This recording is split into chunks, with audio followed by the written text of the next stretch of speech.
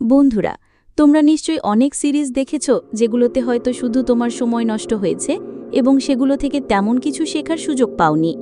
কিন্তু আজ আমি তোমাদের এমন 5টি সিরিজের নাম বলতে চাচ্ছি যেগুলো ইসলামী ইতিহাসের উপর ভিত্তি করে তৈরি, এবং এই সিরিজগুলো মুসলিম তরুণদের মনে একটা উদ্দীপনা জাগিয়েছে।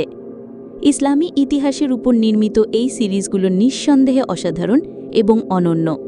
তাহলে চলো আর সময় নষ্ট না করে শুরু করি এই ভিডিও। বন্ধুরা, এই তালিকার 5ম নম্বরে রয়েছে দ্য গ্রেট সেলজুক। এই সিরিজটি তুরস্কে তৈরি করা হয়েছিল। এতে শক্তিশালী মুসলিম শাসকদের দেখানো হয়েছে এবং বড় বড় যুদ্ধের দৃশ্য ফুটিয়ে তোলা হয়েছে। সেলজুক সালতানাতের ইতিহাসকে এতে খুব সুন্দরভাবে উপস্থাপন করা হয়েছে এবং ইতিহাসের কোনো বিকৃতি করা হয়নি। এতে সুলতান মালিক শাহ, যিনি সেলজুক সালতানাতের একজন শক্তিশালী সুলতান ছিলেন, তার ইতিহাসের পাশাপাশি সুলতান আল্প আরসালানের ইতিহাসও দেখানো হয়েছে। এছাড়া এতে মানজিকার্টের যুদ্ধও দেখানো হয়েছে, যেটি সেলজুকরা বাইজেন্টাইনদের বিরুদ্ধে লড়েছিল এবং জয়লাভ করেছিল। এই সিরিজে ভিএফএক্সের ব্যবহারও খুব ভালোভাবে করা হয়েছে। যুদ্ধের দৃশ্যগুলো দেখলে মনে হয় যেন সত্যিই এই যুদ্ধ হচ্ছে। এটি একটি ইঙ্গিত দেয় যে সে সময় কিভাবে যুদ্ধ করা হতো। এই সিরিজে সবচেয়ে আকর্ষণীয় চরিত্র যদি কারো হয়, তবে তিনি হলেন সুলতান আল্প আরসালান, যিনি মানজিকার্টের যুদ্ধে জয়লাভ করেছিলেন এবং তুরস্কের আনাতোলিয়া অঞ্চলে তার শাসন প্রতিষ্ঠা করেছিলেন। যদি তুমি সেলজুক সালতানাতের ইতিহাসের উপর একটি পূর্ণাঙ্গ ভিডিও চাও, তাহলে আমাকে কমেন্ট করে জানিয়ে দিও। ইনশাআল্লাহ আমি তো অবশ্যই তৈরি করব।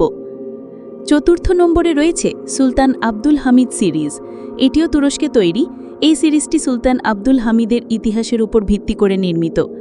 সুলতান আব্দুল হামিদ ছিলেন ওসমানীয় সালতানাতের একজন শক্তিশালী সুলতান, যিনি কখনোই ইহুদিদের কাছে অর্থের বিনিময়ে জেরুজালেমের জমি বিক্রি করেননি।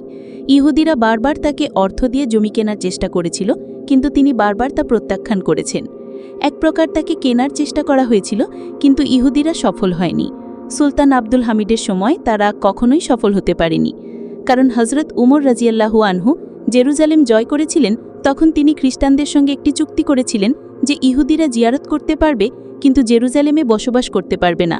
এর আগের খলিফারাও এই সিদ্ধান্ত মেনে চলেছেন এবং জমি বিক্রি করেননি।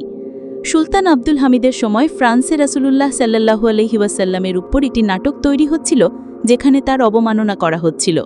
সুলতান আব্দুল হামিদ ফ্রান্সকে সতর্ক করে বলেছিলেন যে যদি তারা এই নাটক বন্ধ না করে, তবে তিনি ফ্রান্সের উপর আক্রমণ করবেন। ফলে তারা সেই নাটক চালাতে পারেনি। আজ সুইডেনে কোরআন পোড়ানোর মতো ঘটনা ঘটছে।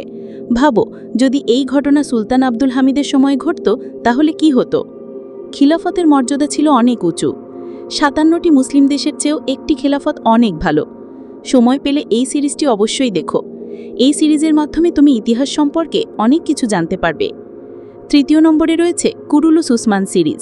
এটি এরতুগরুল গাজীর পুত্র এবং ওসমানীয় সালতানাতের প্রতিষ্ঠাতা সুলতান ওসমান গাজীর উপর ভিত্তি করে নির্মিত।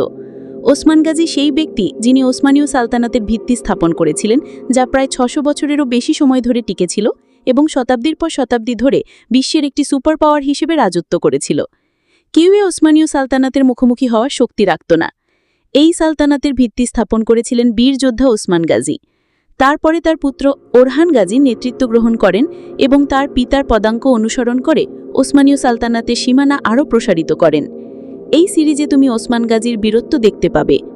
1299 সালে ওসমান গাজী তুর্কি উপজাতিদের একত্রিত করে ওসমানীয় সালতানাতের ভিত্তি স্থাপন করেন এবং 1323 সাল পর্যন্ত আনাতোলিয়ার কিছু অঞ্চলে তার শাসন কায়েম রাখেন।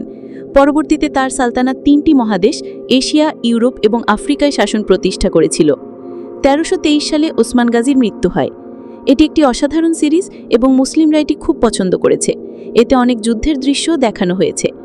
আমার পরামর্শ, সময় থাকলে এই সিরিজটি অবশ্যই দেখো, অথবা তুমি চাইলে ওসমান গাজীর ইতিহাস পড়তে পারো। 2য় নম্বরে রয়েছে সেই সিরিজ যা সবার হৃদয়ে বাস করে এবং সম্ভবত এমন কেউ নেই যিনি এই সিরিজের একটি পর্বও দেখেননি।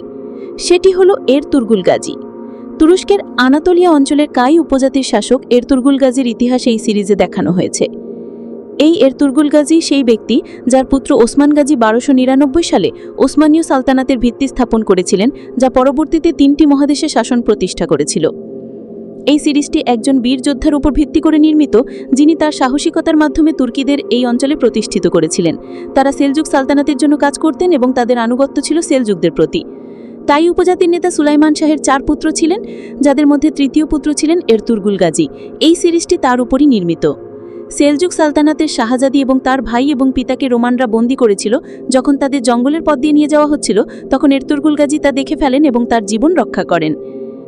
ওসমান গাজীর আগে এরতুরগুল গাজীও তুর্কি উপজাতিদের একত্রিত করার একটি সালতানাতের ভিত্তি স্থাপন করার চেষ্টা করেছিলেন, কিন্তু তিনি নিজে সেলজুক সালতানাতের প্রতি আনুগত্য ছিলেন, তাই তিনি তা করতে পারেননি।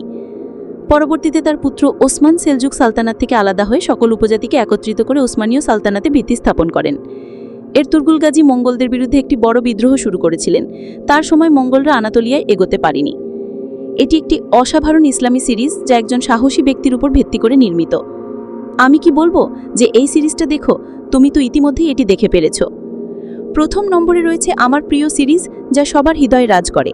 সেটি হলো উমর সিরিজ, যা হযরত উমরের জীবন কাহিনীর উপর নির্মিত। তবে এতে সাহাবাদের মুখ দেখানো হয়েছে।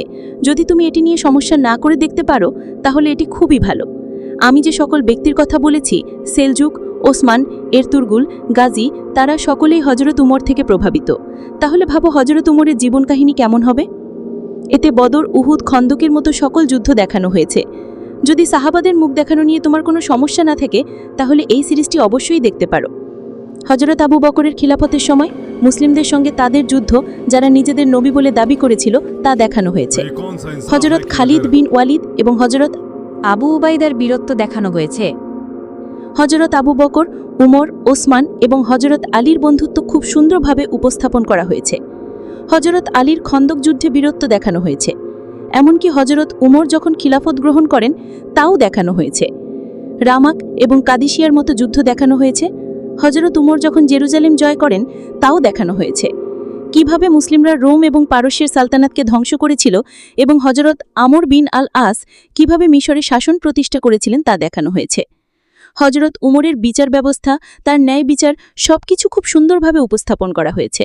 অন্যান্য সিরিজের তুলনায় এটি অনেক ছোট, মাত্র 30টি পর্ব, যা তুমি চাইলে 1 মাসের মধ্যেই দেখে ফেলতে পারো। এটি দেখার পর তোমার সময় নষ্ট হবে না, বরং তুমি নিজের উপর গর্ববোধ করবে যে তুমি এমন একটি উম্মতের অংশ। এই হলো সেই 5টি সিরিজ যা ইসলামী ইতিহাসের উপর নির্মিত। সবগুলো একসঙ্গে দেখা সম্ভব নয়, তাই আমি বলবো সবচেয়ে ছোট এবং দুর্দান্ত সিরিজ উমর সিরিজ দিয়ে শুরু করো। এর সঙ্গে আমাদের এই ভিডিওটিও শেষ হলো। আশা করি এই ভিডিওটি তোমাদের পছন্দ হয়েছে। এরকম আরও ভিডিও দেখতে আমাদের চ্যানেলটি সাবস্ক্রাইব করো। শীঘ্রই নতুন কোনো ভিডিওতে আবার দেখা হবে। ততক্ষণের জন্য আল্লাহ হাফেজ।